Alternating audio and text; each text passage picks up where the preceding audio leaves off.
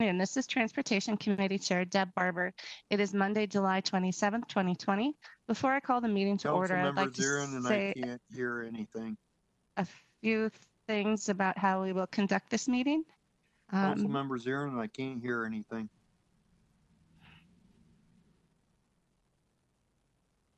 I'll go ahead and call him and we'll figure it out. Okay, I believe Molly is having the same issue. I want to acknowledge that COVID-19 is causing us to alter our usual procedures, and we invite residents of the region to participate in this meeting virtually. As we know, Governor Walz has declared a peacetime emergency in response to COVID-19, and the Met Council has determined it is not practical or prudent to conduct an in-person committee meeting for reasons stated in the Governor's emergency executive order. Accordingly, Met Council members will participate in this meeting by phone or other electronic means, and this Transportation Committee will be conducted under Minnesota Statute Section 13D.021. We will be taking public comments at this Transportation Committee meeting for the draft 2040 Transportation Policy Plan 2020 update. We will explain that process after we call the meeting to order. I encourage members of the public to also email any comments to us at public.info@metc.state.mn.us. We will respond to your comments in a timely manner. During this meeting, I will call on members in the order that I see their hands. Members who are using a phone connection should speak up when I call for discussion on the items. Members, please state your name when you're speaking so we know to be sure that members of the public can follow our discussion. Because this is a virtual meeting, we will call the roll for each business item. When we do so, Becky will call the roll in alphabetical order. If there are no questions, I will call this meeting to order by taking attendance by roll call to ensure we have a quorum. So with that, Becky, would you please call the roll? Councilmember Linnea Atlas Ingebretson. Here. Councilmember Reva Chambliss. Here. Councilmember Molly Cummings. Here. Councilmember Christopher Ferguson. Councilmember Chris Fredson. Councilmember Francisco Gonzalez. Here. Councilmember Philip Sterner. Councilmember Raymond Zirin. Present. Did you get me? I did. Chair Deb Barber. Here. The roll has been called. Thank you, Becky. With that, we do have a quorum present. So the first order of business today is approval of the agenda. I don't know if anyone had any changes or additions to the agenda. If not, I would entertain a motion to approve the agenda. Cummings moves. Moved by Cummings. Is there a second? Second by Chambliss. Second by Chambliss. Is there any other discussion? Hearing none. Becky, could you call the roll, please? Atlas Ingebretson. Aye. Chambliss. Aye. Cummings. Aye. Ferguson. Fredson. Gonzalez. Aye. Sterner. Zirin. Aye. Barber. Aye. With that, our agenda is approved. Our next order of business today is the public hearing for the Transportation Policy Plan. And I'm going to hand it over to Sarah Maskey, who will be helping us here. Thank you for joining us today for the draft 2040 Transportation Policy Plan 2020 update public hearing. I'm your host. I'd like to first go through some housekeeping. You are currently muted and will remain muted until you are recognized to speak. Please use the raise hand feature if you would like to provide a comment. You may use the chat to provide a comment. However, your message will only be seen by the hosts and the panelists. If you have dialed into this meeting and wish to speak, dial *3 to raise your hand. Once the public comment is complete, the chair will end the public hearing and the Transportation Committee will continue its regularly scheduled business. You are welcome to remain on the event and listen to the meeting. And with that, I'll hand that back over to Chair Barber. Thank you, Sarah. We will now begin the public hearing. Committee members' roles during the public hearing is to listen to the comments. A link to the draft 2040 Transportation Policy Plan 2020 update will be provided in the chat. The 2040 Transportation Policy Plan 2020 update, or the TPP update, presents the Metropolitan Council's policies and plans to guide developments of the region's transportation system. This is a minor update that includes recent small changes to regional transportation investments and revenues, new travel trends data, results of recently completed studies and projects, and keeps the Metropolitan Planning Organization in federal compliance. Your registration for this event serves as your registration to provide a public comment. If you have a comment, please raise your hand and the host will call on you and you will be unmuted. Anyone who wishes can provide comments. In order to comment, please raise your hand and the host will unmute the microphone to best find time for those who wish to speak. We are going to use some time limits for comments. Individuals will have 3 minutes to comment and representatives of organizations will have up to 5 minutes. There may be some flexibility in this depending on how many people we have to comment today. So that I'm going to turn it over to the host to start calling on people who wish to comment. At this time, I do not see any hands raised. If you would like to make a comment, please raise your hand. If you are on the phone, please press *3 and it will raise your hand for you.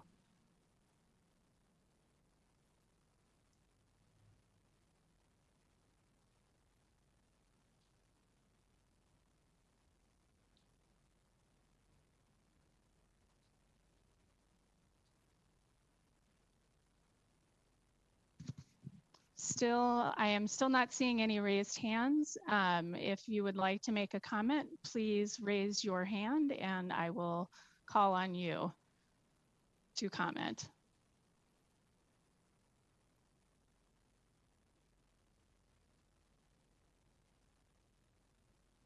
Sarah, may I ask a technical question? Yes. Can people who are attending and want to comment, if they're having audio problems, do they have access to the chat feature? They do have access to the chat. So if people are listening, if you're having a hard time from a technology perspective, please put some information in the chat box and we'll try to get things taken care of. Chair Barber, this is Councilmember Atlas Ingebretson. I have a technical question. Of course, go ahead. I did raise my hand. I'm just kind of curious if we're able to see if there are people or their numbers calling in or online who are not accounted for by staff or council members, committee members. We are, like, I'm able to see it. I do see we have a hand raised. Yes, now. we do. So, so the feature is working. So Councilmember, if you go to the participants box at the bottom and then click on that, you should get a participants list up on the right side. If you scroll all the way down, you can see a number of the other people who have joined us today. All right, Sarah, did you want to call on our first comment? Yes, we have a call-in user who would like to make a comment. Can you please unmute the call-in user? Well, just to state, my name is Ryan Timlin, president of ATU 1005. Is this the only portion that is where we'll have for public hearing? Because I had requested to have a chance to speak, so if this is it, I just was curious. Hi, Ryan, I appreciate this is in regards to the transportation policy plan. So once this public hearing closed, then my intention was to call on you as part of the regular transportation committee meeting. Perfect. I'm okay. Sorry for that. I just no, wanted to clarify. Thank you. That's fair. We're all doing this in a new world here. So we want to make sure. Thank you. Thank you for your patience. I appreciate it. Thank you. I'll wait for you. Thank you very much. Thank you, Ryan. So are the members of the public, we know we had a number of people sign up to speak. Is there anyone who is interested in providing comment on the transportation policy plan?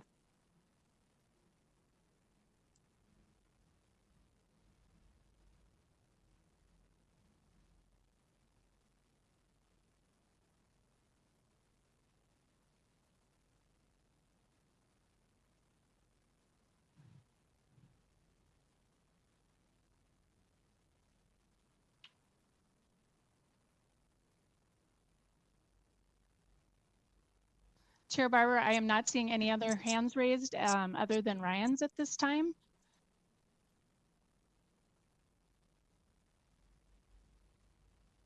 I'm looking.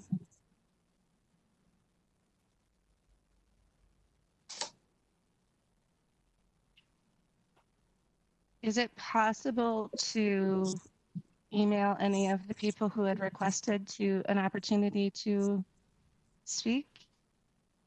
I want to make sure that we're not missing people. I can certainly do that. So if the committee doesn't mind, if we take a pause while we do that. Chair, this is Councilmember Atlas Singer-Benson. I think that's a great idea. Okay. Yeah, I want to make sure that, that we capture all of the comments. So One Thank you moment for- and I will email them. very good. Thank you all for your patience.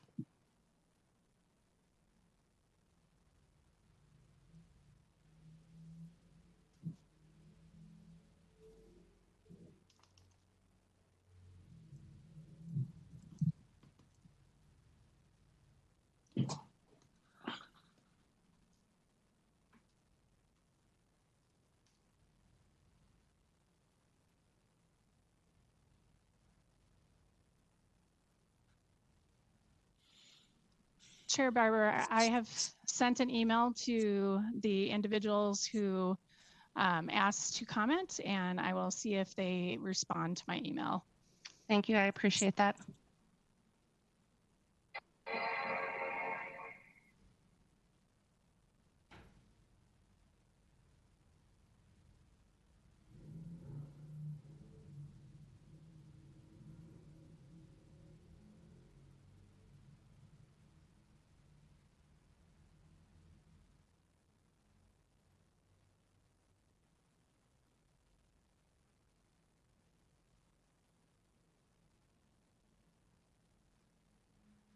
I have heard back from one of them, and they said they are not going to provide a comment today. Okay.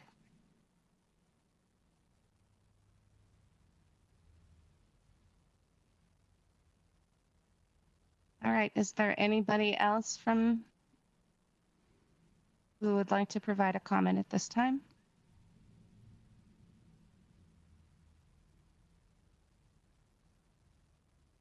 All right, we'll let the email go out and give it a couple of minutes if you all don't mind.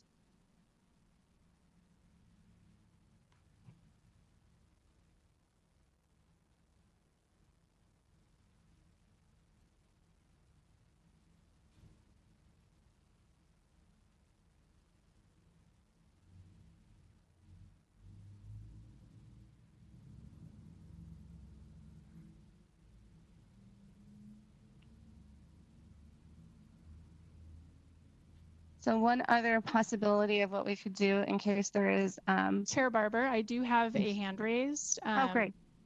Joshua Hodek, if you would like to unmute him. When you speak, state your name, place of residence, and the organization, if any, you represent.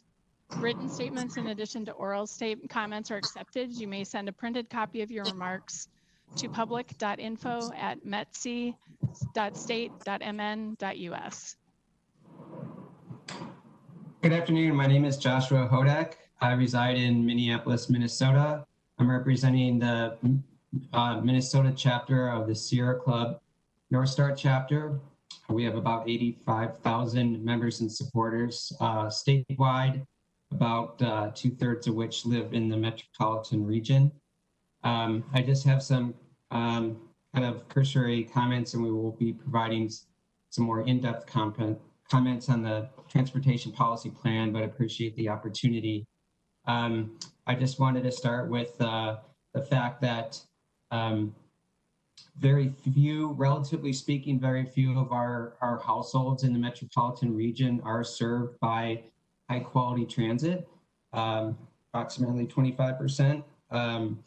And so we thought that more emphasis needs to be placed on serving a greater amount of people with higher quality transit in the metropolitan region to reduce vehicle miles traveled, VMT. Stronger metrics are needed to promote access to transit, especially in this time of a climate crisis. This also is very much an equity issue as well that we recognize that Metropolitan Council has recognized. As we improve the service of transit and clean transportation options to residents throughout the metropolitan region, we also hope that we will continue to transition the fleet of Metro Transit buses away from dirty diesel and onto clean electric bus fleet. And we hope that the Metropolitan Council and Metro Transit continues to work towards their goal of phasing out and eliminating procurement of diesel buses by 2024 as they established that goal in December of 2018. But we applaud the direction of the Metropolitan Council and the direction of this plan. And like I said, we'll be providing additional, more detailed comments in writing. That's all I have. Thank you so much for your comments. Is there anybody else who cares to comment? And you can raise your hand and Sarah will unmute you. I am not seeing any additional hand raised at this time. Okay, for anybody, and I will make sure this information gets emailed out to the people who had registered as well. We can email the comment link, so any comments can also be submitted in writing. And the submitting a comment in writing has the same value as submitting a comment here at the meeting. And so I will also make sure that any comments, it'll get routed back to the members of the Transportation Committee. So I'm going to ask one more time. Does anyone care to comment? All right, we will make sure the information does get emailed out directly to anybody who registered. So with that, I would like to thank you all for attending and participating in the public hearing. Public comments will be accepted through 5 p.m. on August 10th. The public comment portion of the Transportation Committee is now complete. And the information you can see online there, you can visit either metrocouncil.org/TPP. You can write the council at 390 Robert Street North, St. Paul, Minnesota 55101, or email the council at public.info@metc.state.mn.us. Record a comment on the public comment line at 651-602-1500. All right, thank you very much for that. And then, as I said, at the close of the public comment process, staff will prepare a summary of the comments along with the revised draft. This item is currently scheduled for consideration by the full council later this year. And thank you, everybody, for managing through our technical challenges there, both for the public and our council members and our staff. So thank you very much. With that, we'll move into the regular business of the Transportation Committee. Our next order of business is approval of the minutes. Did anyone have changes or additions to the minutes? If not, I entertain a motion to approve the minutes. So moved by Gonzalez. Moved by Gonzalez. Is there a second? Cummings seconds. Second by Cummings. Is there any other discussion? Hearing none, Becky, could you call the roll? Atlas Ingebretson. Aye. Chambliss. Aye. Cummings. Aye. Ferguson. Aye. Fredson. Gonzalez. Aye. Sterner. Zirin. Aye. Barber. Aye. With that, the minutes are approved. As we discussed, or as you heard briefly during the public hearing, we had someone from the public reach out to us wanting to address the committee. And so we'll take a moment before reports to do that. So we have Ryan Timlin from ATU on the line. If you can keep your comments to around 3 minutes or so, Ryan, but if you want to go ahead. Can somebody unmute Ryan? He's calling user 6, please. And Chair Barber, I couldn't get unmuted either, so I voted aye on the last. All right, thank you, Councilmember Sterner. Okay, Ryan, go ahead. Can you? Thank you. Thank you for your time. First, I want to say, as we all know, transit is an essential part of our community. That our members for ATU 1005 and your employees have been working through COVID-19 and civil unrest and getting the job done. I wanted to update you all on our contract from the union perspective. We tried to get dates for negotiations beginning last year. We wanted to get our contract done on time. We received no cooperation from management. Then COVID hit. We worked with Metro Transit Management to keep service running. We worked together on quick changes. We asked our members to be understanding. Our members then went to the front lines, stepped up, and did their jobs. Then the union offered a one-year deal in contract to get us all past the unknown of the current conditions. Yes, we did ask for raises and hazard pay for employees working. In communities such as Detroit, Lansing, St. Louis, Milwaukee, Des Moines, and others, transit employees were and are being paid time and a half, double time, given extra vacation time, extra personal time, or extra pay for days or weeks worked. In these other communities, transit management has recognized the commitment and sacrifice and dangers that their transit employees have given and are dealing with. These communities use some of the CARES Act money to recognize their workers. Met Council received around $216 million in CARES Act money. I'm sorry that the CARES Act money does not cover other council services. It only covers transit. It covers transit not only because we are essential, but because we are on the front line. In our talks with management, we have gotten down to asking for about 10%, according to management, of the CARES Act money for your employees. The money we are asking for is a one-time money, no base raise. We are only being offered around 2 to 3% one-time money, according to management. We have asked for costing numbers and information to verify these numbers, which we did finally receive today, which was not the easiest in getting that information. Though we have received information that transit cannot get anything other employees of the council do not get, other employees receive benefits that we do not get, will not get. We get things they don't get. All is not equal.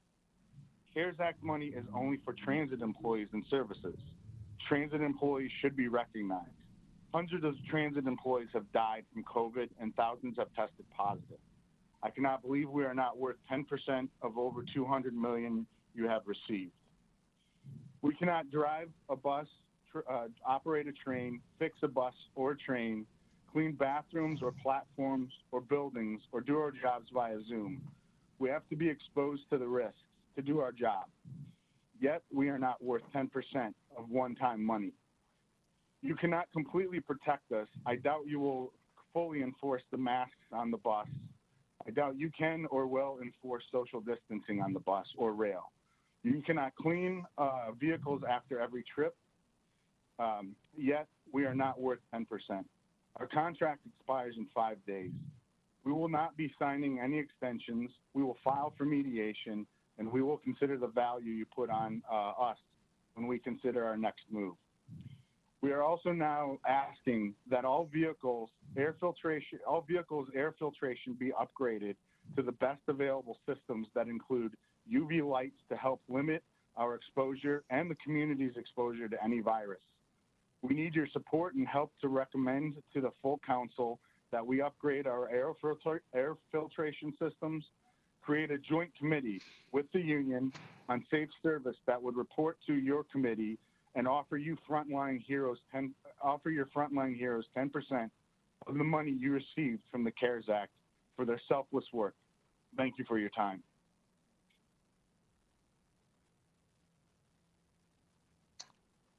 Thank you for your comments, Mr. Timlin. Next, we're going to move on to our next order of business, which is a report from reports. So we've got MTS Director Thompson. Thank you, Madam Chair. Can you hear me okay? Yes, I can. A couple updates. Our scoring committees continue to score the regional solicitation application. We are anticipating that we'll come before this committee at the last meeting in August to provide you an update on the draft scoring of all projects. And we appear to be on track to get that completed. This weekend, we are making a transition of contractors on Metro Mobility's South contract. That's for the service mostly south of the Minnesota River and the South Metro from First Transit to Transit Team. This committee had asked for some follow-up questions last time after I presented this at the director's report about wages for the employees and any employees that were transferring to the new employer. We did get some information that 65% of the existing First Transit drivers are switching over to the new employer Transit Team. And that's 99 drivers in total. The remainder of the drivers all have applied for and found other positions driving within the existing First Transit contract. So there has been no job loss of any of the employees that were on the existing Metro Mobility South contract. All transferred employees receive increases in pay over their current pay. And there was also a signing bonus of $3,000 for drivers and $1,000 for office staff, with paid over multiple payments with some milestones. Part of the reason for increase in pay is the council set a new base minimum wage for drivers in this contract of $17.50. The existing contract had a base minimum pay of $16. And so naturally, we've seen some progression in pay as they have increased. But as you'll hear in the budget presentation later today, increasing the minimum pay on our contracted transit is an initiative we've undertaken over the past couple of years, and we continue to do it as contracts come up and are renewed. Like a business item, there's a renewal of a fixed route contract today on the agenda.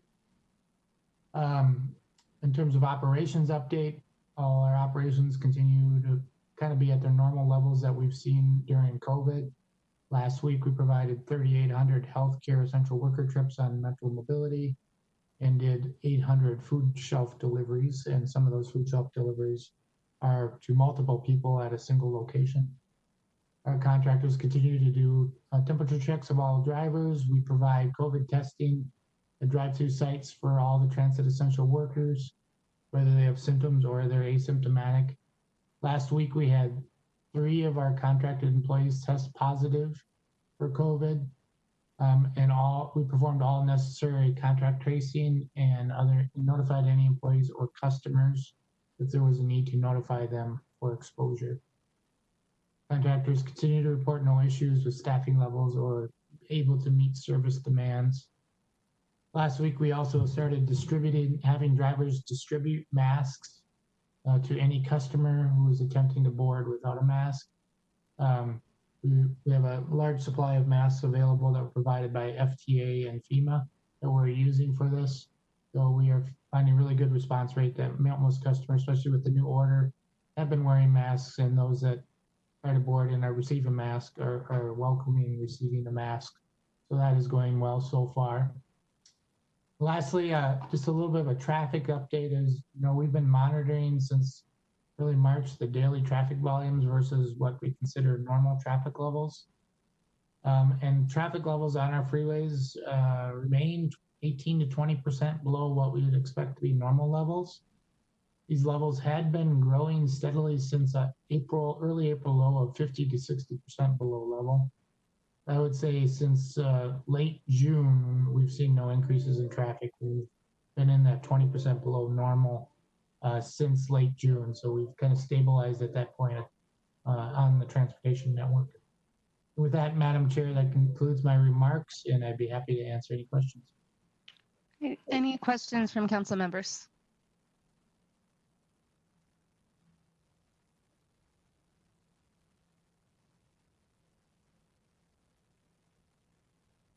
Okay, seeing none, we can move on to General Manager Koistra. Thank you, Madam Chair. Can you hear me? Yes, I can. First, I'll mention that we've just announced the return to front door boarding and our onboard fare payment this Saturday, August 1. By August 1, all buses will have either have a permanent bus barrier or a temporary plexiglass shield installed that separates the operator from the paying customer. I think there's a photo of the shield. There it is. I can see it. I hope the rest of you can. That gives you an idea of what will be between the bus operator and the customer front door boarding and paying fares. Thank you. As we return to the front door boarding, we are still reiterating our other public safety messages, including the importance of social distancing while on board, the importance of not riding transit if you are ill, the requirement to cover your face, and we're also continuing to apply the limits of the number of people who can be on board a bus at any given time. And while we've required face coverings for riders since May, the governor's executive order issued last week should help further raise public awareness about the importance of masks. Our face covering policy for riders will remain the same, and while we expect our customers to wear face coverings, we are not actively enforcing this. In the same way, the governor has instructed police to not actively enforce, but to educate riders about the need to wear masks. And we've also supplied our Metro Transit officers with masks to distribute as part of the education process. This is, again, based on the Department of Public Safety's guidance on enforcing the executive order, and operators and Metro Transit employees will also be required to wear a mask while at work, except where exceptions are permitted in the governor's order. Next, I want to move to some changes in two of our past programs. At the Transit Committee meeting in August, we plan to schedule revenue operations to present you more information on the upcoming changes to two of our fare products, but I wanted to give you an idea of what these changes are before we got to that point, as we'll be implementing them beginning August 1. For the Transit Assistance Program, we will begin piloting unemployment benefits and being part of a refugee program as two new ways to qualify for TAP. This means that individuals, instead of having to provide other documentation that demonstrates they're under 185% of poverty, can simply show the documentation that they are receiving unemployment benefits, or that they are certified as a refugee in order to gain TAP enrollment. Our region, along with the rest of the state, is experiencing high levels of unemployment, and some groups are experiencing the rise of unemployment at higher rates than others. The Star Tribune reported last month that approximately 48% of black workers in Minnesota have applied for unemployment insurance since March, compared to 22% of white workers. And in general, workers of color and Native workers are applying for unemployment at higher rates than white workers. The second change we're making to our fare program is expanding the Access Pass program beyond the pilot stage. The Access Pass is a tool available to organizations to provide clients with paid transit fares to medical appointments and other services. Currently, we are piloting the Access Pass with UCare and Blue Cross Blue Shield, who serve mostly medical assistance recipients. Rather than having the organization guess how much transit fare is needed, we allow the organization to issue electronic passes that act like transit credit cards that are settled up at the end of the month. In other words, they hand out passes to their clients, electronic pass cards to their clients. The client is able to use it, and then we bill the organization at the end of the month for the amount of fares that have been accumulated on that card. This pilot has shown that this will reduce administrative costs and complexities associated with preloaded pass approach, and it also increases transit use and ridership. I know that there are other healthcare organizations that are anxious to use this. I know that also there are other social service agencies that are anxious to use this, such as Hennepin County, and this will reduce the chance an organization will have unused stored value on cards, so it will be effective for both partners.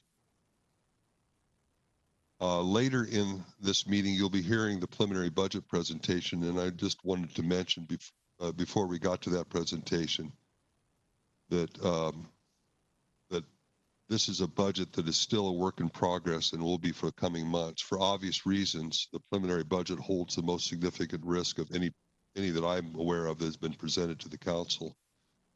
And these are times where we're facing so many unknowns, and we've not been in a situation like this before. So there's a lot of risk in this budget. And I want to mention the fair examples like fare collection losses are simply our best guess about the rebound of ridership and ongoing fare compliance. MVEST revenue losses are based on the state's most updated forecast that will be changed again at least once before the final council budget is adopted in December. And I'm certain the expenditure side of the budget will also be adjusted before the final budget is presented to the council for approval in December. One example on the expenditure side is the budget includes expenditures for increasing non-sworn officer presence in our system, to provide assistance to customers and better check for fare compliance. But since the governor's administrative citations bill and funding was not passed, we will need to review what, if anything, we can do in the absence of that bill being passed. Another example is we're not seeing signs of rebound in North Star ridership in the same way that we are seeing some slow growth in ridership for bus and light rail. So we are already considering new ways new ways on how we can further reduce North Star costs. So at this point, this budget is our best effort given what we know today, but we hope that we'll benefit from our experience over the next few months to gain a better idea of the progress of the pandemic so that we can apply that information along with public comment and our experience to the final proposed budget. I think it's worth also reminding you that the primary purpose of the preliminary budget is to set maximum levy limits, and the transportation operating budget does not receive any levy revenues. So changes to the operating budget will have no impact or effect on levy limits. So we're going to be continuously looking at the budget over the next few months. We're going to be continuously looking at our experience. For example, when we go to onboard fare payment, we will see where fare compliance lands on that. That'll help us better estimate anticipated fare reductions for 2021, and we're going to just continue to gather information as our experience grows over the next few months, and we'll be applying that information to new iterations of the transportation budget. So I wanted to say that in advance of the budget presentation by Ed and Heather, because I think that the volatility of the budget is important to keep in mind as we look at the preliminary budget.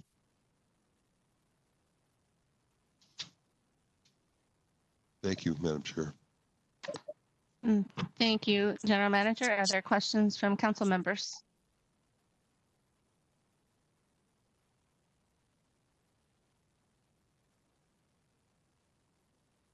I have a question, Deb. Molly? Councilmember Cummings. Thank you, Madam Chair.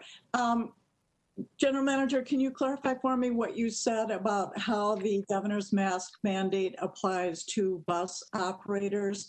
They're required as well unless they are exempted per the same exemption qualifications as anyone else. Is that correct? Sure, I can be more specific about that. The bus operators, certainly would qualify to the same exemptions of anyone else. That is, does it impede the safety of their job?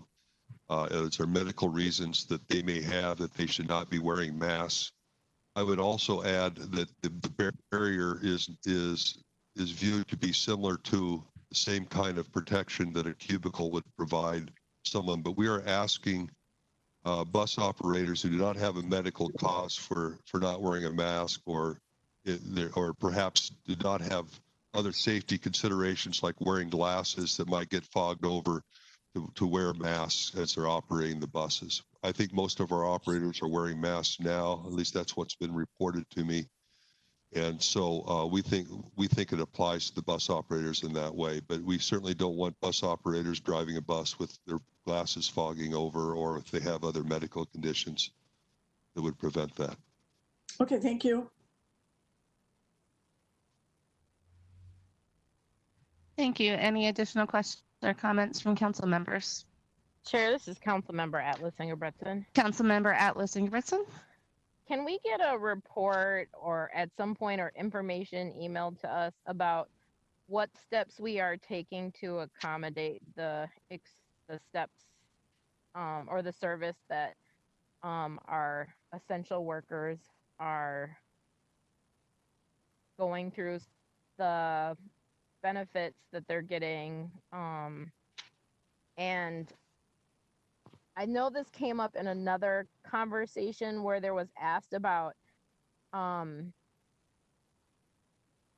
staff who might have anxiety or other types of issues related to wearing masks and how we're handling those kinds of things delicately and with respect.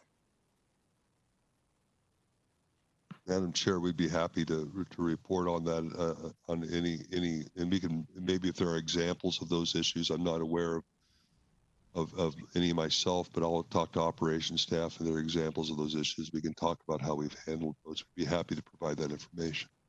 I think that's what came up last time when it was asked about. If I remember correctly, I think it was council member Zarin who asked about it. And I think more of what I'm interested in about is there a process there for people who they might have delicate issues that may be challenging to bring forward? And also, so it's more about how are we anticipating and building a system that allows people to get the support they need and also to recognize the tremendous service that they're doing to the community. Just kind of a overview of what we're doing to be really thoughtful within our capacity around those things. Sure, we'd be happy to provide that. Thank you, council member. Additional questions or comments from council members?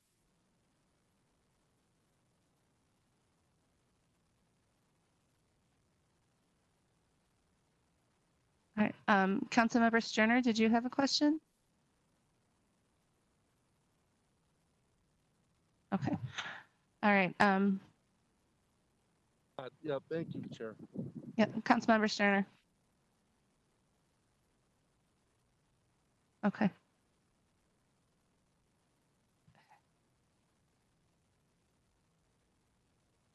All right, I think that we are good.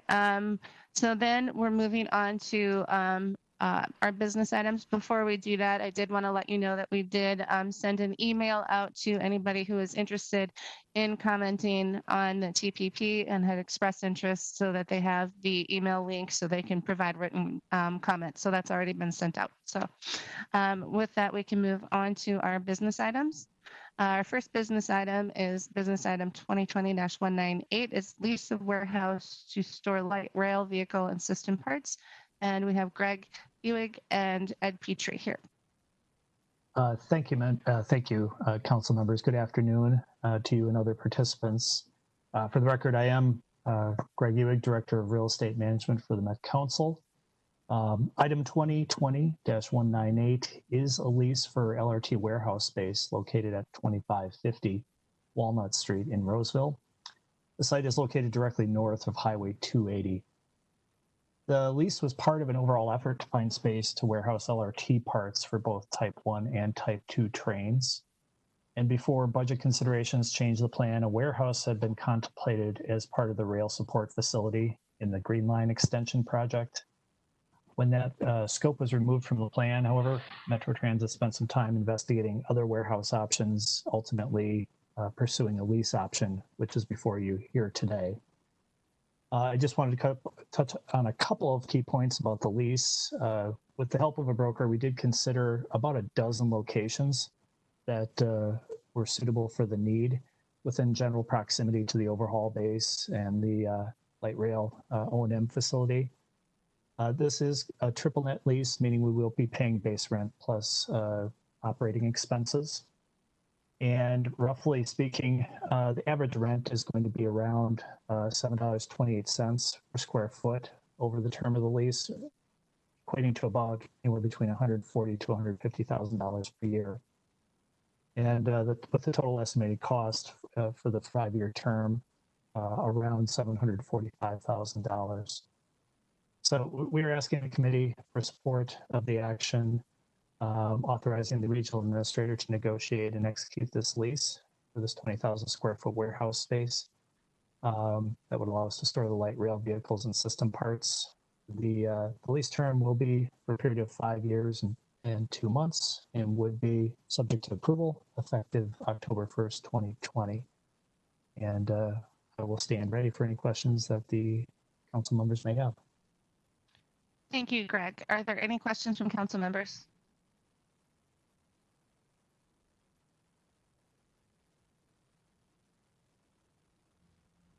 All right, hearing none, I would entertain a motion to approve business item number 2020-198.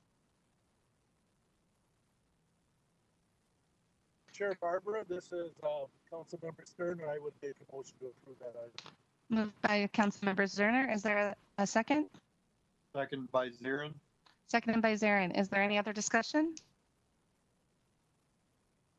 Hearing none, Becky, would you call the roll, please? Atlas Ingebretson.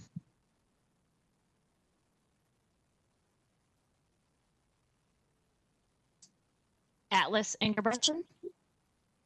Aye. Can you hear me? Yep, I can. Okay. Chambliss. Aye. Cummings. Aye. Ferguson. Aye. Fredson. Gonzalez. Aye. Sterner. Aye. Zirin. Aye. Barber. Aye. With that, the motion carries.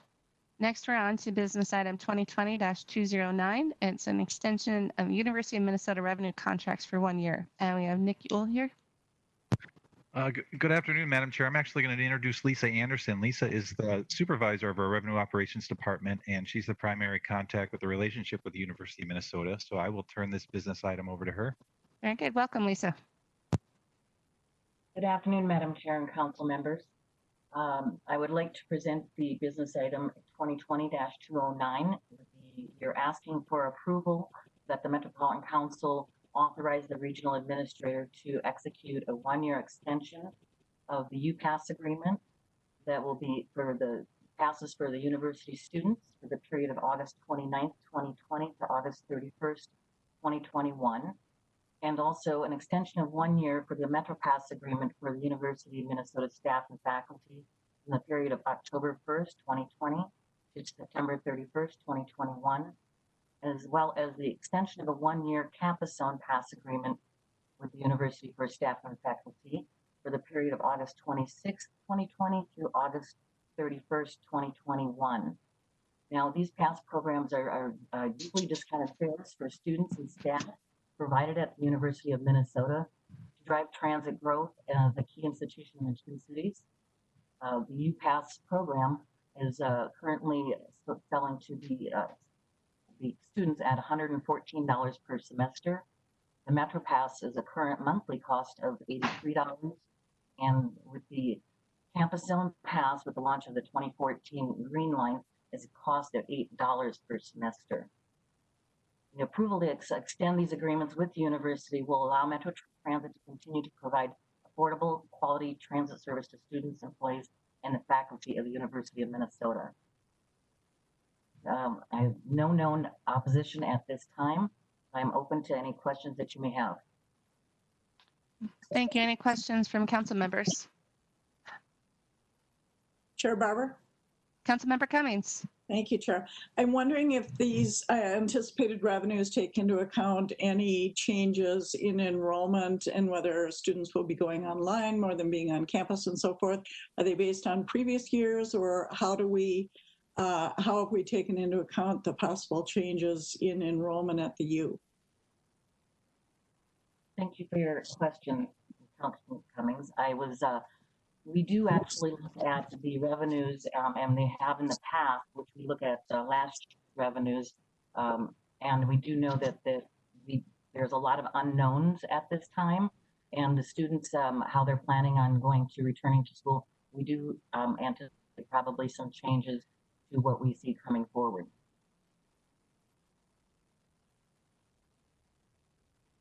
All right. Any additional questions or comments? All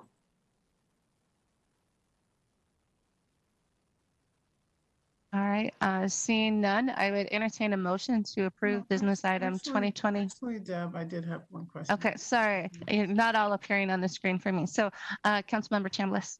Oh, thank you. I was a little slow anyway. But so I'm wondering, are we going to be like monitoring this throughout the year as far as how the fair usage or this past usage is going to pan out? Thank you, Council Chambliss. I do know that we are constantly monitoring in communications with the University of Minnesota regarding their sales. We do get a report every month, and we also do monitor the ridership as well. Okay, thank you. All right. Any additional questions or comments?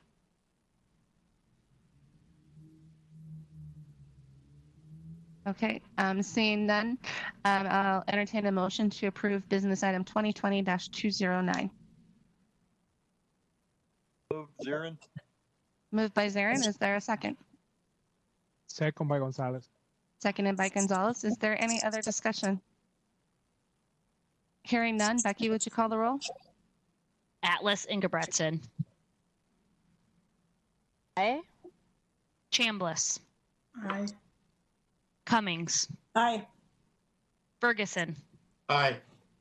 Fredson. Gonzalez. Aye. Sterner. Aye. Zirin. Aye. Barber. Aye. With that, the motion carries. On to our next business item. It's 2020-202, and we have John Harper here to present about the East-West Crosstown Transit Services. Thank you, Madam Chair. My name is John Harper. I am the manager of contracted services for the MTS division here at the council. And today I bring before you the action that the Metropolitan Council authorized the regional administrator to negotiate and execute a contract with First Transit Incorporated to provide regular route transit service under the East-West Crosstown contract, contract number 20P099, from December 5th, 2020 through November 30th, 2025, in an amount not to exceed $29,468,600. MTS as a division contracts out a series of, a set of regular routes in a series of 5 multi-year contracts. We competitively procure each of those contracts on a rotating basis, roughly 1 contract per year. And this contract there was an RFP issued for this contract. There were a number of companies that pulled plans or pulled the information about that procurement, and 2 ultimately proposed. Those 2 proposals were reviewed by a panel that consisted of MTS employees, Metro Transit employees, 1 Dakota County and 1 Scott County employee. So a diverse panel of, from across the region to help us evaluate the service. As I said, there were 2 proposers, 2 proposals. Those were evaluated on the quality of the proposal, how well the proposer responded to each of the items that we listed out in that RFP. Also the proposer's qualifications and experience doing similar work, the capabilities of the proposer, and finally price. And First Transit, the recommended proposer, was deemed by the committee to be the best value or the best, most advantageous to the council. Wanted to state that there was about 0.5% price difference between the 2 proposers, and First Transit's proposal was the superior technical proposal. So as I mentioned, the panel is recommending First Transit for the awarding the contract. They are the incumbent, and we would recommend continuing the service with them. And want to mention that this contract does allow for expansion and contraction of service from a base set of revenue hours that are outlined in the RFP. And so if we have a need to reduce service to a certain extent, up to a 20% reduction and up to a 20% expansion of service, we have the ability within the pricing structure submitted as part of the proposals to do that. And outside of that, as we experienced in this last few months, we go back and negotiate with proposers, but we do allow that expansion and contraction of service within the structure.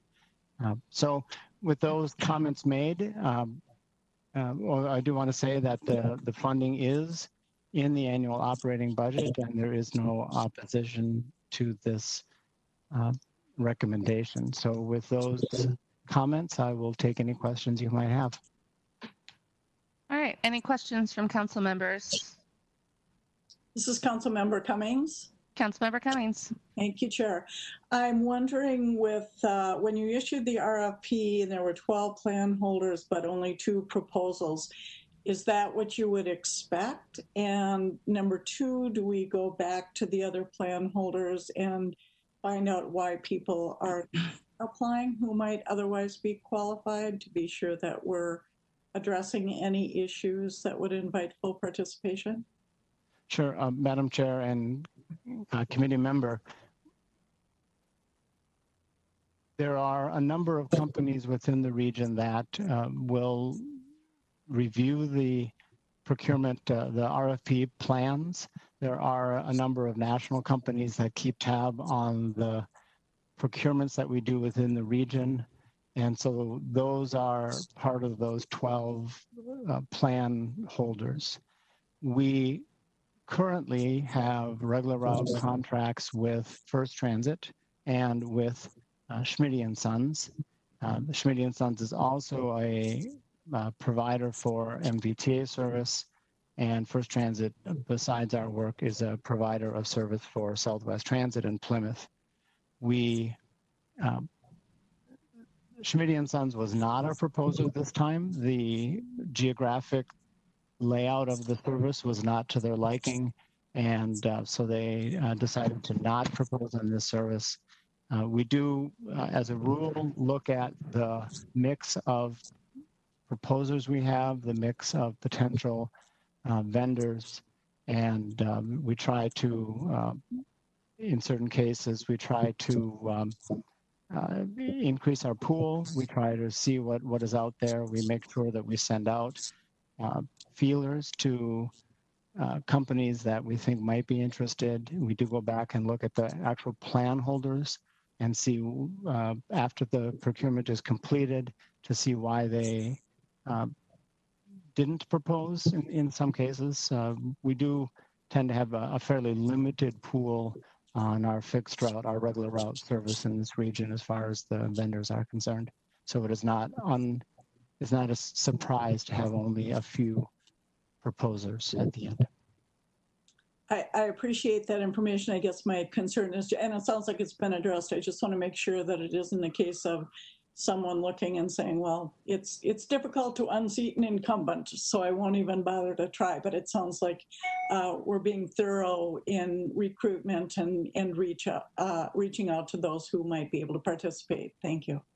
Yeah, certainly. And Madam Chair and committee member, the work that we ask is difficult work.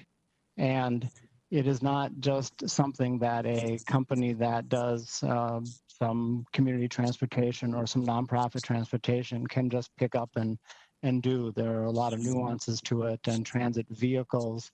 This has 40-foot transit bus express work and 30-foot vehicles and some cutaway style buses, the Metro Mobility style bus.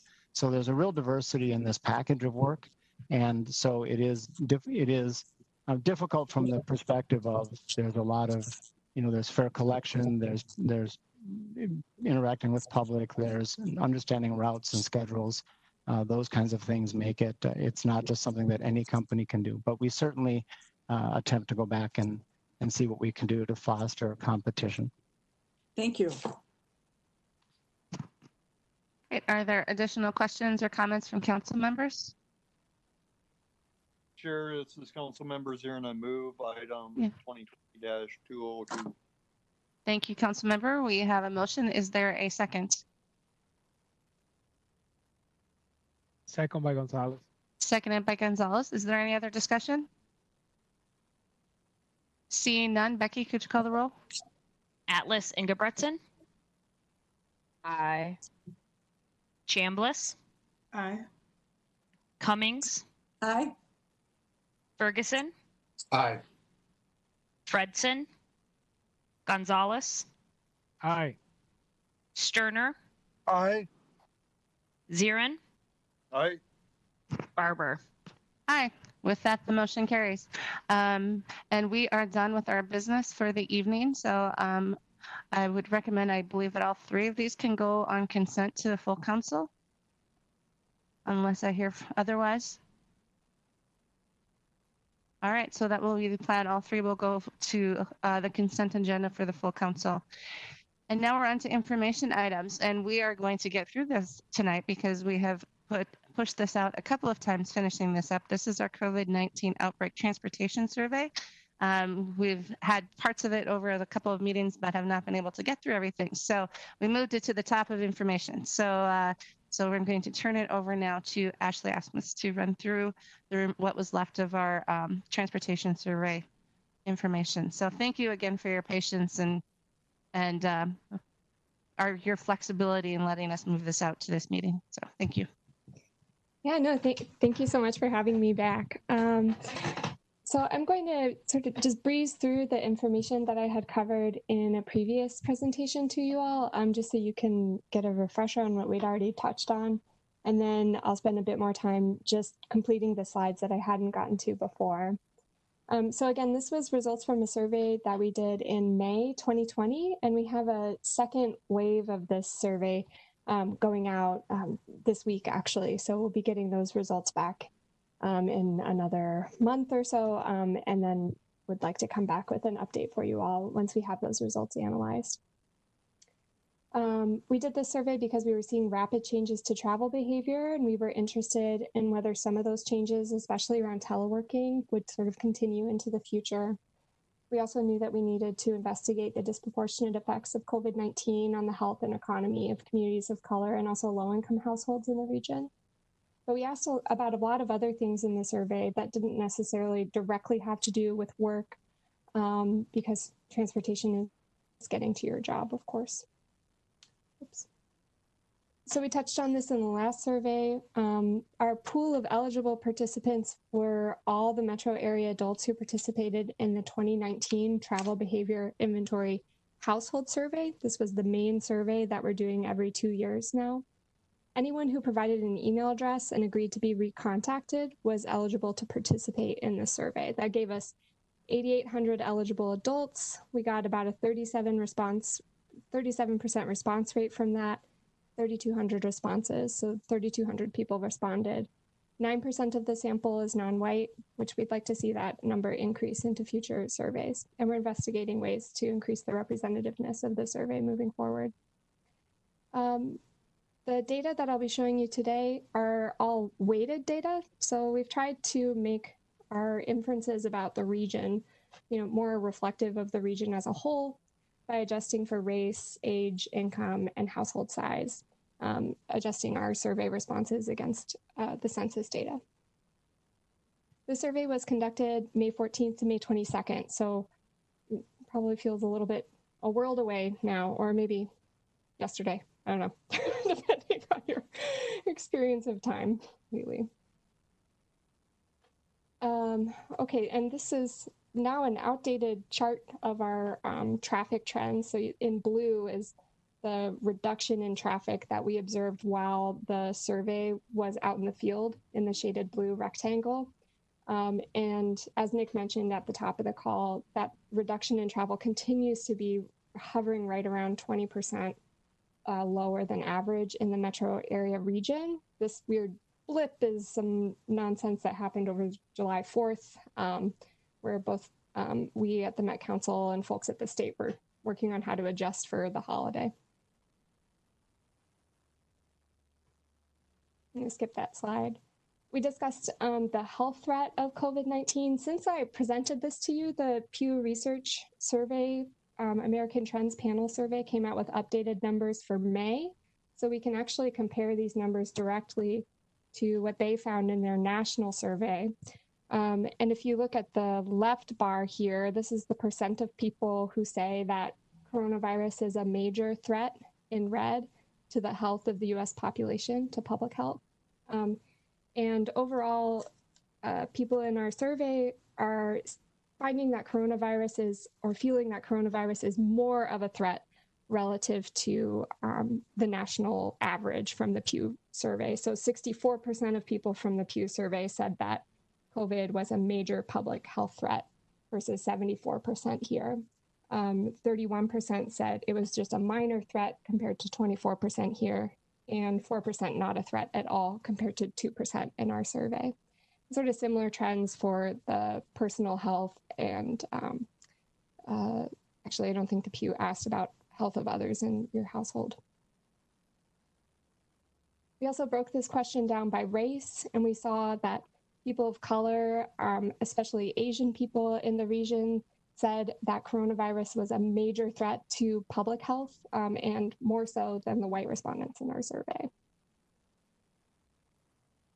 We had previously asked this question about strategies or policies that would help people feel safe on board public transit, and found that rear door boarding was kind of at the bottom of people's lists in terms of like what would make them feel safe on board, or riding transit again, and that all of these improvements were kind of on the margins, that people's safety or perception of safety on board transit is probably not something that could be addressed by all of these measures here. We asked about employment. I can't remember if we discussed this, but so we have 15% unemployment in our survey, and that's like our benchmark against which we're measuring all the other changes that are occurring in travel and in workplace in the rest of our survey. So that 15% is very likely an underestimate. The Met Council Community Development Research Team is getting an estimate closer to 25%. The true number probably lies somewhere in between these two. It's definitely higher than the 9% that we're getting from the Bureau of Labor Statistics, which isn't counting those people who are furloughed that might not be able to return to work. Chair? Yep. Do you want us to hold questions? Councilmember. Thank you. Do you want us to hold questions, or how do you want to handle that? I think for this presentation, we can have questions as we go, because I think it's important to have the data in front of us, but just make sure to pause so we get it through. But go ahead, Councilmember Atlas-Ingebrigtsen. Thank you, Chair. I just want to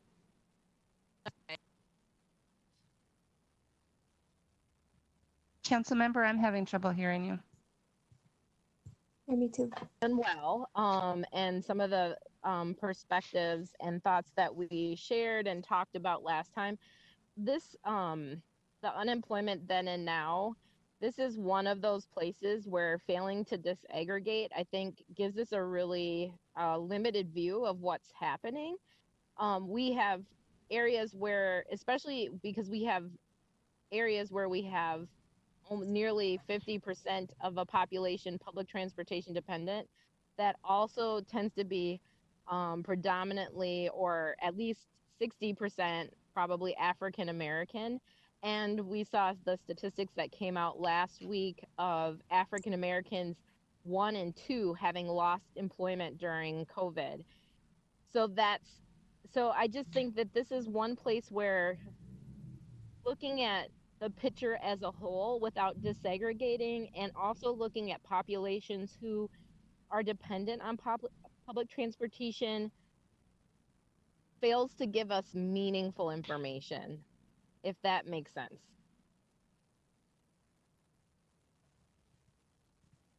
Yeah, I can respond to that. So yeah, definitely, I completely agree with you, council member. And the best estimates, I think, of the regional unemployment broken down by race are coming out of the Metropolitan Council Community Development Research Team. That link is down here at the bottom. And then I've got just a little bit of extra information from what they're finding on the next slide here. So I've broken unemployment down by income here. And then I think our sample was too small, frankly, to do like a robust analysis of unemployment by race. But the community development research team is coming out with really robust estimates that rely on Minnesota deed filings, the unemployment filings.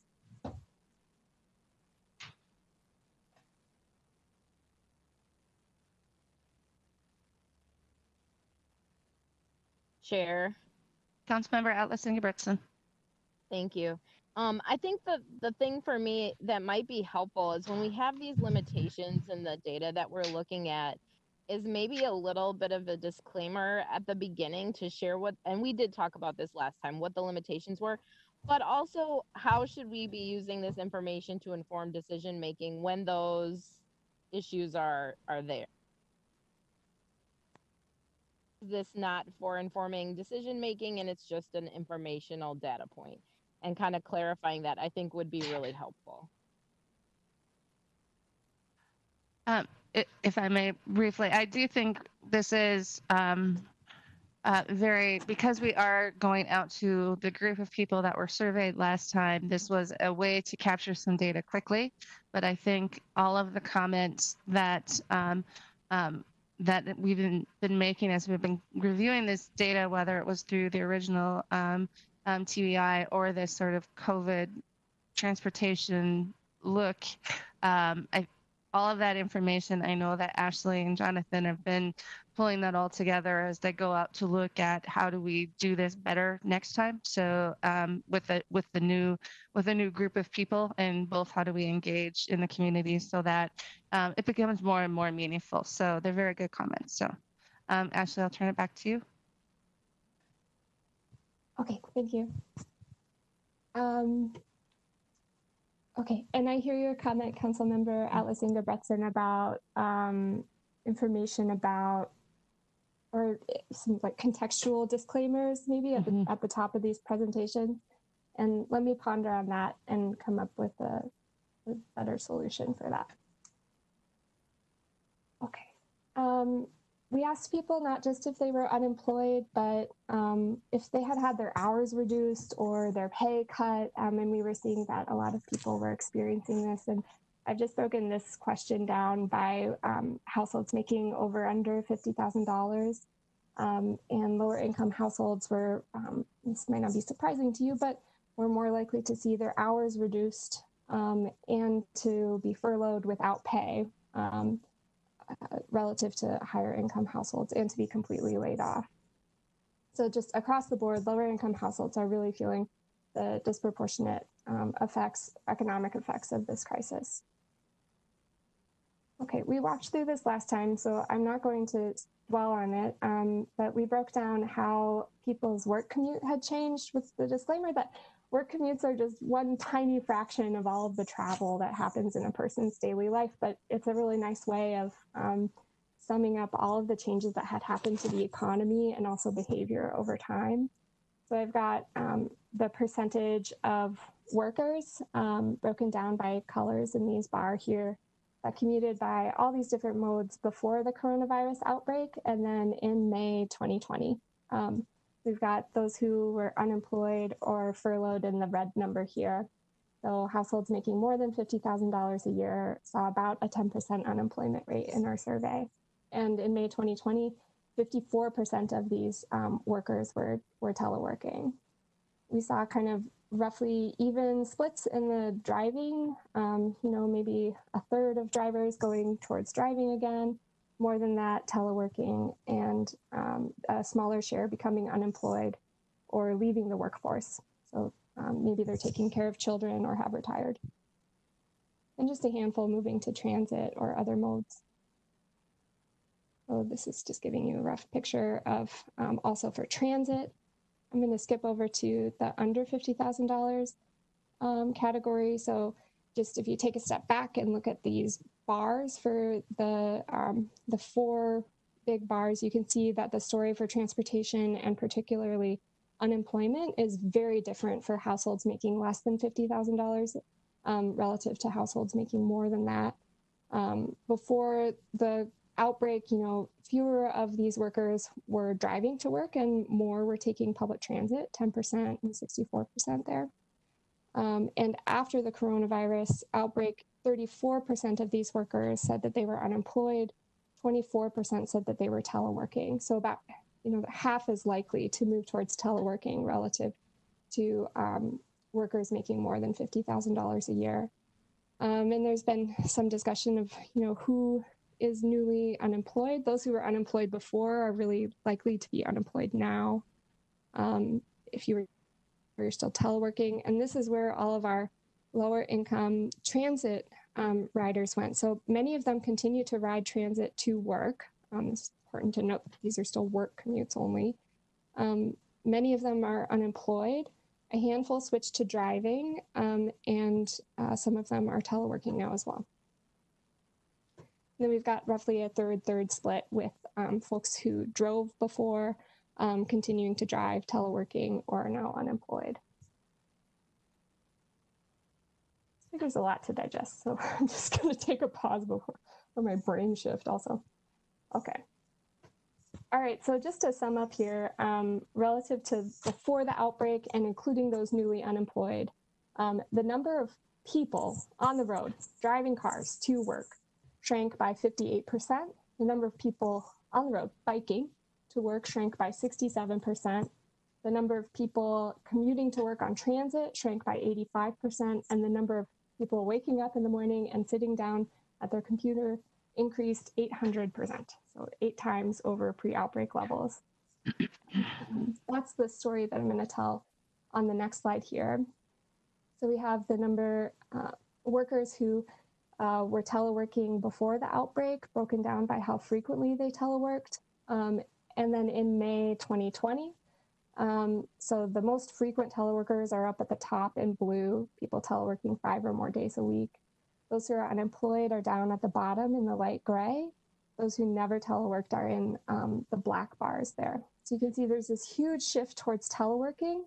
48% of workers saying that they telework 5 or more days a week. That's a lot of teleworking. And what we see is that those who are unemployed in May 2020, you're much more likely to be unemployed if you had a job that didn't support teleworking before. So these lines are a lot narrower up at the top, where people were teleworking more frequently before the outbreak. And then there's just like this wave of people, this huge shift of people teleworking all the time now, including a lot of people who never teleworked before, which must be quite a cultural shift and a technological shift among those workers.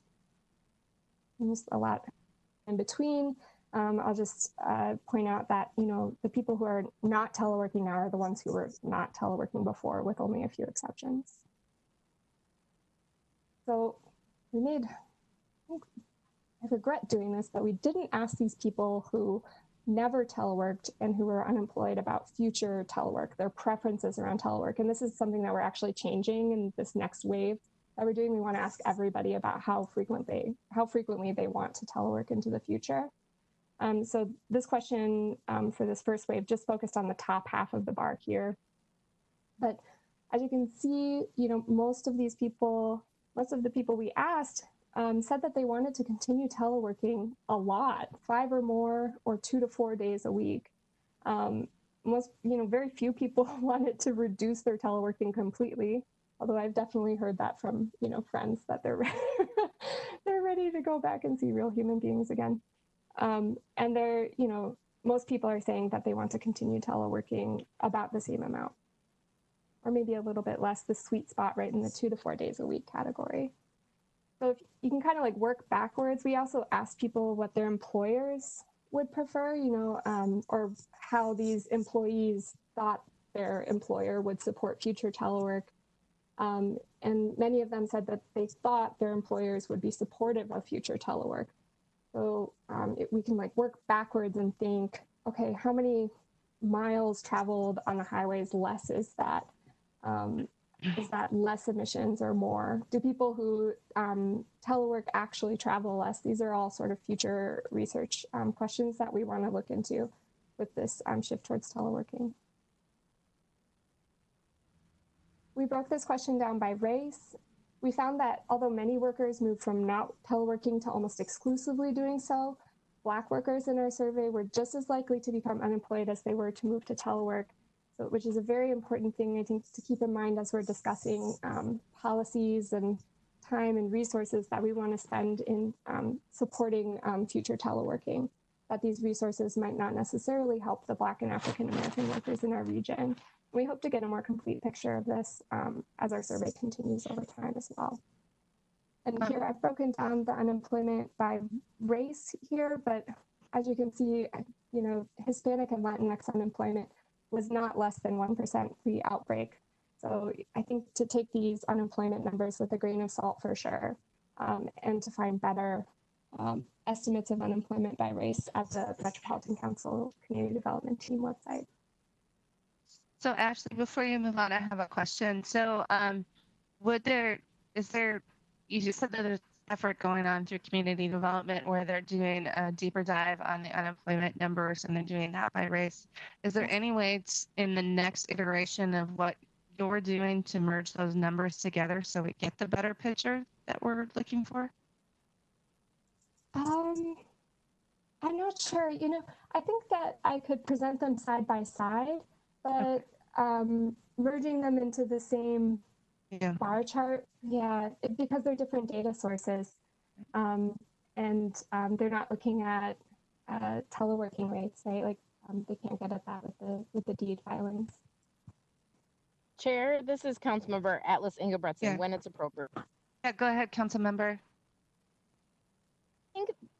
I think this is the thing, you know, one of the things that's really concerning about this is that, you know, I'm sure like other council members, we have so many people who look at our agendas and look at our reports and use them as viable information for informing their decisions and practices or their learning.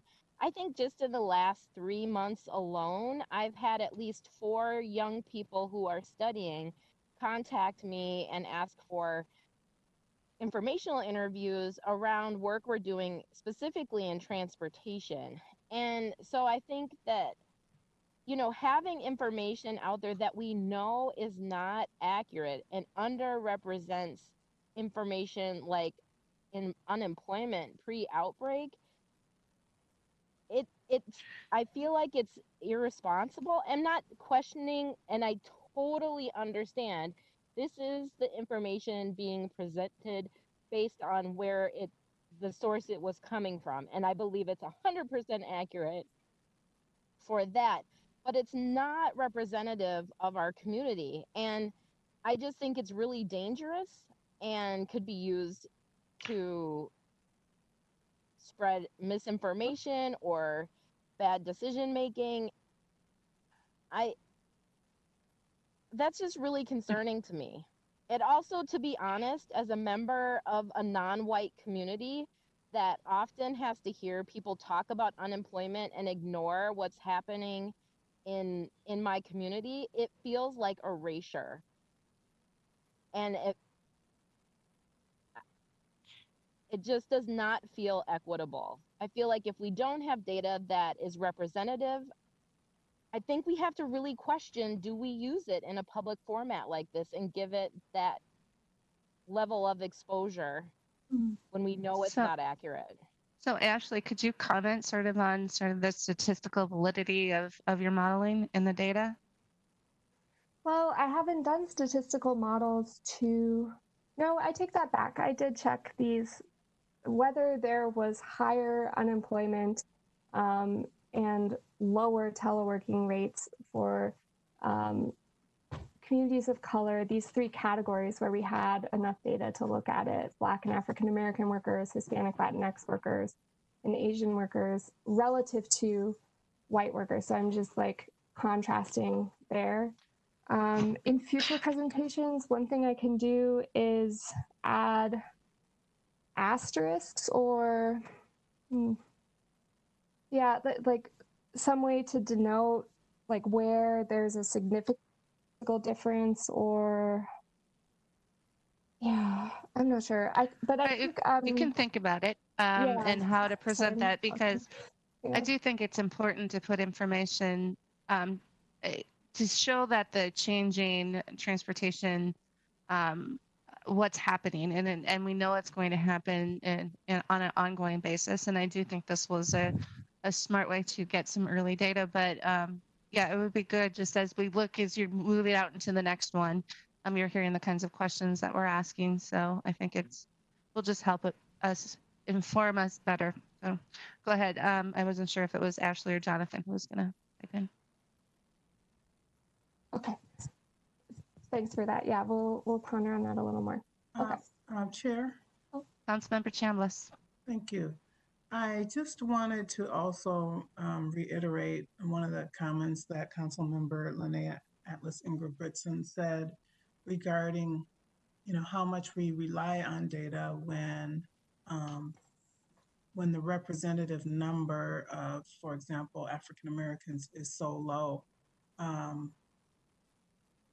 Saying that, you take it and you have a multiplier is not really sufficient because you're not getting the voice of that community.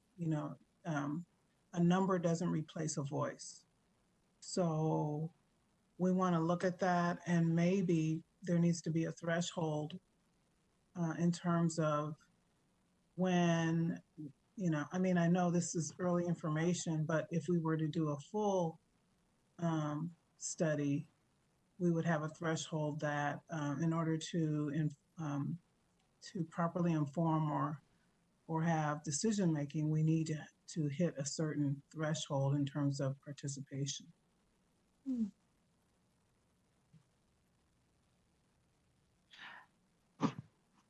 I think Director Thompson wanted to make a quick comment. Yeah, I just want to bring us back to this data sample. So these are issues that we are definitely dealing with for the survey, trying to get a good representation of our population in the region. This time we were stuck based on timing to only be able to survey those who said they'd be willing to survey, so we were very limited. And we couldn't expand not expand our pool of potential surveys for this data in a timely manner. But we are, when we do a fuller travel behavior inventory survey next year outside of COVID, that's when we can get to, again, expand our pool. And we have several methodologies and ideas on trying to make sure we have a better response rate so that our data doesn't have to be scaled by percentages, so that we try to get a better data. It's definitely a struggle we've been having and trying to overcome. But in this case, with COVID, we were very limited in what we could pool. And so we're definitely taking your comments, and we will try to reflect that in our presentation. Yes, Director Thompson, too. I think as you start to put that together for the next round of the study in 2021, it might be good to bring some of that to the committee early on, just to make sure that sort of the methodologies and even the engagement work that's being done to make sure that we're getting a representative sampling. That would be helpful. We will do that. Thank you. Thank you. Chair, I'm on the phone, so I can't raise my hand. I know, and I'm having trouble seeing everybody, so you're doing great. So Councilmember Atlas Ingebrigtsen. Thank you. I guess one of the things I'd really like to have staff and ourselves, committee members and the chair, to ponder is that if we get data that isn't to our have standards, as Councilmember Chambliss indicated, to have standards, and if we have a research project that isn't able to accomplish those standards for whatever reason, that we think about not sharing it publicly. And I don't know if there are requirements for us to, but I think that one, and I just think that's really important for us to think about, and we should have standards for this, and that if we don't have representative data, that we acknowledge that the information we have is not adequate to really form opinions or to share. And I guess one comment I made that I don't want to have dismissed, and not that it's being dismissed, but not heard, so I want to say it again, is that if you get to walk through life, and every time on the radio and in media and in reports, you see your population reflected or even over reflected, that's a privilege you get. If you get to walk through life and every time you see a report or you're listening to a statistic about unemployment on the radio and your population isn't even mentioned, that's erasure. That's a deficit for you. You have to overcome that. You see something different in your lived experience every day. As an institution, when people talk about getting rid of institutional racism, this is the type of practice that they're talking about.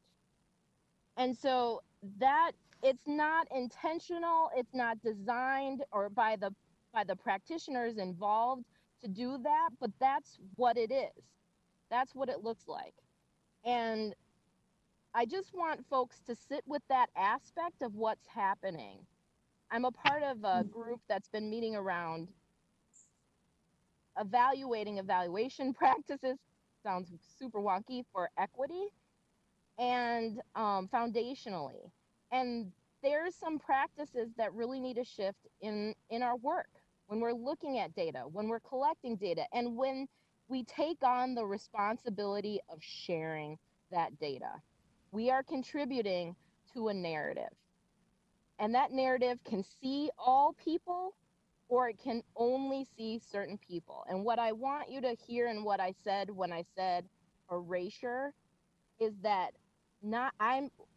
my community is unseen. And not just mine, several other communities are unseen. And that for a public institution should not be acceptable. Chair Barber. Go ahead. This is Jonathan Nerlich. I'm the project manager for the study. I'm hearing a lot of comments, and I'm hearing them all. I'm taking them all seriously, and this has been a goal of our work from the very beginning. So I want to, first of all, acknowledge the work that our consultant team has done and is continuing to do to increase representativeness of our survey work. And without being too callous about survey work that's been done in the past, this is the first time that we've been able that in both the travel behavior inventory and in studies that are coming down the road from it, that we've been even asking questions about race, and that wasn't standard practice in the industry until 2010. This is the first time we've been able to disaggregate data by race and ethnicity. This is the first time that we've been able to understand the level of overall representativeness by race in the statistics that we present. That I think means that we need to be careful about how we use all of our statistics in the past. But I do think that the methods that we're using, and that using survey data, which is used which is one of the best ways of getting truly statistically meaningful data, is something that we need to continue to pursue, and we will continue to pursue increasing representativeness. Think about the other thing that I'll note is quite simply that we're presenting disaggregate data, and I admit that that we probably should asterisk findings that we're not confident about, and certainly the number of pre-employed, of pre-outbreak unemployed Hispanic and Latino households is one that we discussed quite extensively, and I think that we should have put an asterisk on that due to the statistical outlier that we're seeing. We discussed that quite a bit and discussed should we throw out the entire this entire group of bars, or should we say that that small number of a small population is something that we need to look into in greater detail. I think, to be honest, all of the other numbers, and Ashley and I went through this in quite some detail, have real statistical validity. Including the 26% of Hispanic and Latino households that are telecommuting 1 or 2 more days per week. And it's the number that we're not confident of is the unemployed number, and we're going to continue to work on that.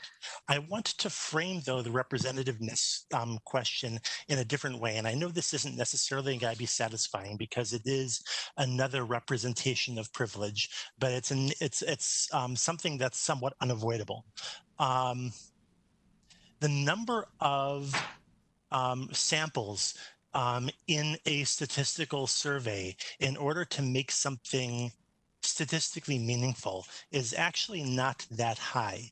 And so the number of households that we're sampling from a statistical perspective, including for large-scale comparisons, Black and African-American households, might be statistically considered to be enough. What it's not enough for is much more detailed multidimensional breakdowns and much more detailed modeling. For populations that are overrepresented in the household, white populations, higher income populations, those are. And to that level, we're much more confident than we frankly need to be from a statistical perspective in the numbers on the white bar, on the set of white bars. That is to say, we could get rid of half of the samples in the survey. Half of the samples of white participants in the survey and still be confident that those numbers are going to be the same. That's not something that we can do with a proportional survey like we do. And that's something that we are really strongly considering for the next round of surveys. Moving to non-proportional surveys in order to increase the number of Black, African-American, Hispanic, Latino, Asian, and in particular Indigenous households that are in the survey. And that's a direction that we're moving. But are we not confident in these numbers? Are these numbers wrong? With the exception of the pre-outbreak numbers, based on what we're seeing in the survey, based on the numbers that we're seeing, and on the ways that we calculate statistical significance, we're pretty confident in the rest of those numbers. And I apologize, we should have put an asterisk under the pre-outbreak, the number for pre-outbreak unemployment and post-outbreak unemployment for Hispanic and Latino households, and I apologize for that. But do I think that we should have suppressed this chart? No. Do I think we shouldn't have disaggregated by race? No. Do I think it would have been wise for us not to have presented this data to you at all, or to have no. I think that as a survey researcher and as the head of a team of data scientists, I think that the data that we have and the representativeness that we have is sufficient, that the numbers that we're showing are numbers that we have confidence in. There are numbers and there are statistics that we did not show because we don't have confidence in. So, for example, a couple of slides back, we deliberately did not show numbers of aggregate employment changes by race, by race and income, because we felt that we didn't have the sample size to do that. And we didn't think that it would be that it would be fair to you to display numbers that we don't have confidence in. But do we have confidence in what we are displaying now based on what we understand about the statistics that we're working with and based on what we understand about the representativeness of the survey? I believe that we can stand behind those, yes. Very good. Thank you, Jonathan. I want to say something too. I think I know that this may not be a perfect data set, but it was, I believe, imperative for whether it's Transportation Committee or for TAB that we have some sort of window into the long-term, the short-term and potential long-term impacts of COVID on travel.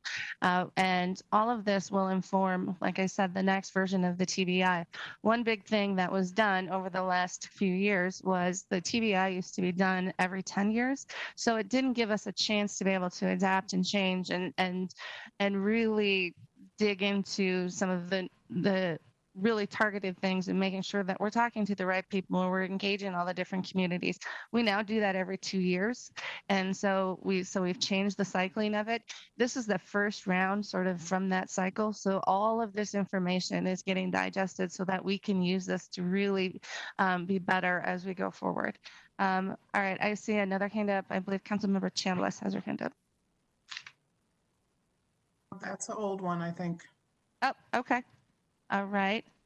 All right. So we pause for a second. This is Councilmember Atlas Ingebretson. Councilmember Atlas Ingebretson. Thank you. I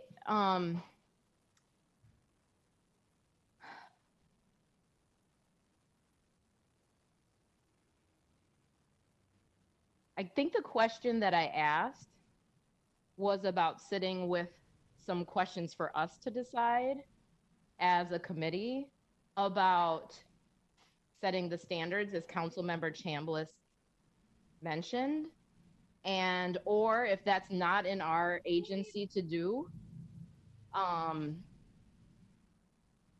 figuring out how we get to that and how we uphold it, and to actually give staff an out. There are times when projects don't go down as intended or as we desire them to, and we need to make sure that there is precedent set to take into account not just the work of doing the evaluation and collecting the data, but as equally valued are.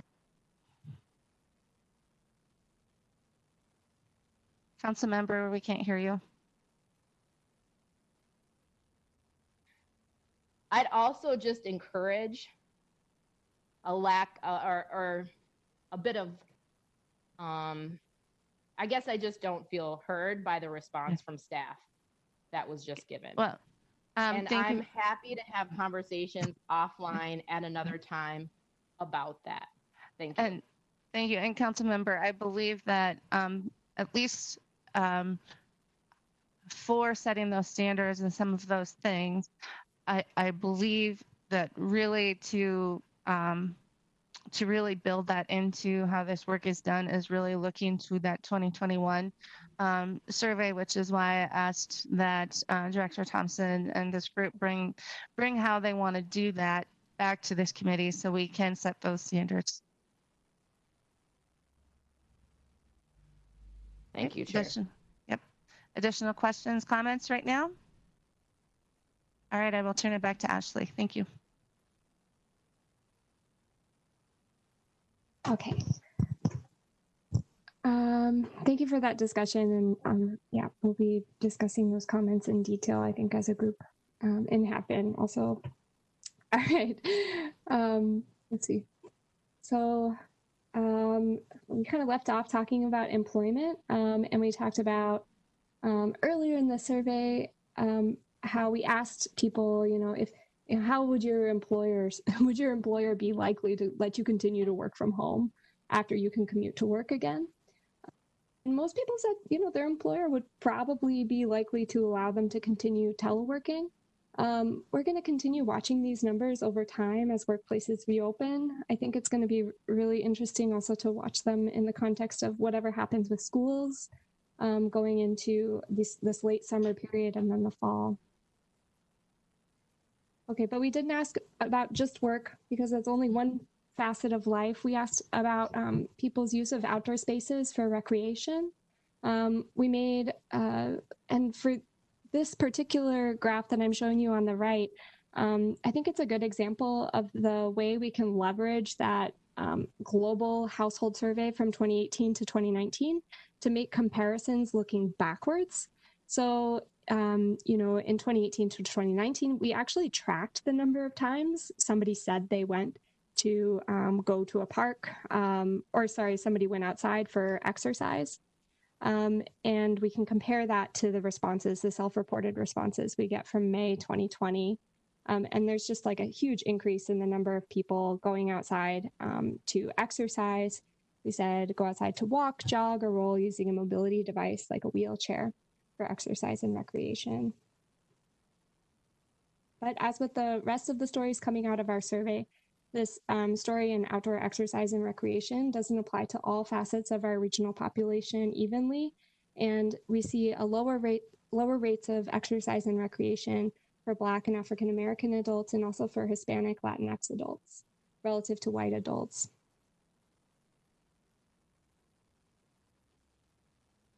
Additionally, we asked some questions. This is another facet of life around home delivery and online shopping, which we were seeing become increasingly important, at least anecdotally. It was great to get some real data behind what was happening, or the changes that were happening in people's daily lives. And again, this leverages that 2018 to 2019 travel behavior inventory survey. So we see an increase in the number of people getting delivery of non-food items to their home, getting delivery of food with groceries and takeout, and shopping online. And actually, we've separated out the groceries in this current survey, in this COVID survey, but not in the, we didn't do it in the 2018 to 2019 survey. Now we realize those are sort of different things. So previously, this was a really interesting story looking, breaking down the data by disability status. We saw that before COVID-19 in 2018 to 2019, only 3% of adults with disabilities used to have food delivery in the form of groceries or takeout. And that number is now 19%. This was one of the largest increases in the sample.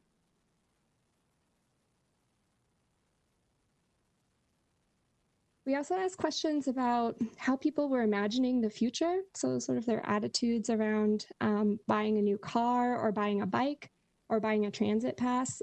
We knew in particular the transit pass purchases and the car purchases would be an important barometer for revenue streams for the council. In our survey, we saw that 9% of respondents said that they were likely to buy a new or used car from a dealer in the next 6 months. So we'll be interested to see if people followed up on that and did buy a car. And we're not really sure how to benchmark this number against, we've never asked this question before, so we're going to be tracking it over time as if the economy recovers, if people go back to work. We've also heard a lot of stories around the region about bike shops being almost completely sold out of bikes. So we'll be tracking this number in bike purchases as well to see if that changes, if it grows or shrinks over time. And I mentioned at the top that we have 2 future waves, we're calling them ripples because they're small surveys, of this survey, very similar, although we've trimmed it down a bit to try to decrease the time burden on people taking it. And some of the redundancies in the survey as well. So we've got the summer COVID survey lined up coming out, I believe on Wednesday it should be released.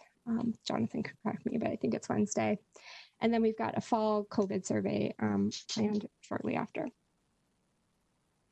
Then looming on the horizon, so this is what we've been It's Thursday, by the way. Thursday, thank you. Okay. All right. And then looming on the horizon, we've got our 2021 TBI coming up. This is going to be, importantly, a smaller sample than our 2018 to 2019 TBI. So I think it's going to be really important that we get that representation question right. And we are hoping to sort of just try some things in our our third COVID survey, this fall one, and see how they work out, if they help us, if they don't, kind of using it as a pilot. Hopefully that will work out for us and we can get some good information back for you.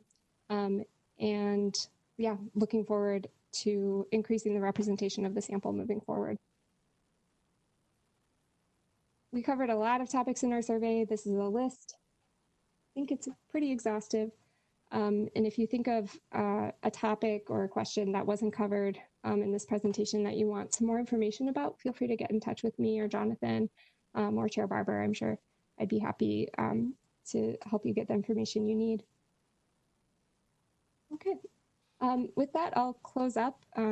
Yeah, we have more information coming for you soon, and I look forward to presenting more information from the survey going forward.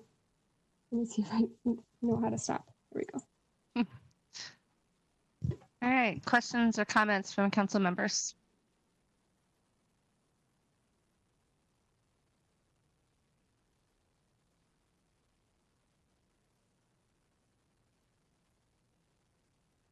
Anyone?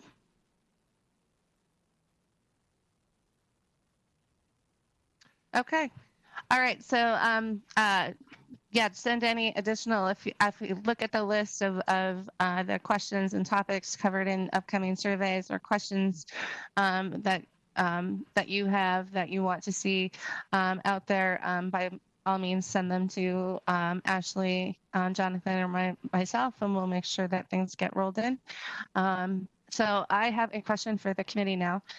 We have our budget presentation coming. Oh, thank you, Ashley and Jonathan. So we have our final information item, which is the preliminary operating budget information. It is a, nice, quick, easy 50 slides. So there's a lot of information that gets covered in this. We could move this to the August 10th meeting and turn around, but then you would have to know that the information goes to council for the information session on August 12th. So it's a very, very quick turn of things. But considering it is 5 to 6, I'm going to put it out there as to what the preference is. Actually, or I'm going to give you a hybrid option. Nick just said that the first handful of slides, the first 17 or so slides are background, and then maybe we could do that. I don't know. I would like to hear what the committee wants to do. Chair, this is Councilmember Atlas Ingebretson. Councilmember? I just, I want to appreciate the slides. I thought they were put together really well, clear to understand. I feel comfortable reading, especially the background portion, and having read them, feeling comfortable that I understand it. So I'm okay with preferences of other council. All right. All right. Councilmember Chambliss? Yeah, I just wanted to clarify. So the background information, we would read that on our own, or did you want to we can review it, or presentation today without the background? I would say there's a lot of information to go into. So I think even without the background, even with just 30 slides, it's a lot of information. Okay, I just wanted to clarify. All right. Yeah, and yeah, so go ahead. Yeah, so if we move it to the August 10th, and just have the background information for our own reading, then I'm good with that. Okay. Additional council members? Chair Barber, this is Councilmember Cummings. I agree. I think a presentation on the 10th would be around on the 12th. Again, I agree also that the presentation that we've had an opportunity to review prior to this meeting was very good. We have that much more time to go through the and ask questions behind the scenes if we need to clarification, but I think the 10th to the 12th is fine. Well, and just so there's a framework, just because this is kind of your second round through this, by the end of August, we have to adopt the maximum tax levy and a preliminary budget. There's still time. So there's still opportunity to discuss. And as Wes had alluded to, there's somewhat of a fluid situation likely with the transportation division budget overall. All right, so with that in mind, we'll just move this to the 10th. Ed and Heather, thank you for hanging on. I appreciate you being here. As council members, as you review the information, if you've got questions ahead of time, please send them them to Ed and Heather. They'll be happy to get back to you if you want to debrief on anything ahead of time, because it is a lot of information to digest even in one meeting. Definitely feel free to reach out. So. Yes, and please reach out to Heather or myself if you have any questions as you're briefing through the information before August 10th. We would be more than happy to talk with you. Very good.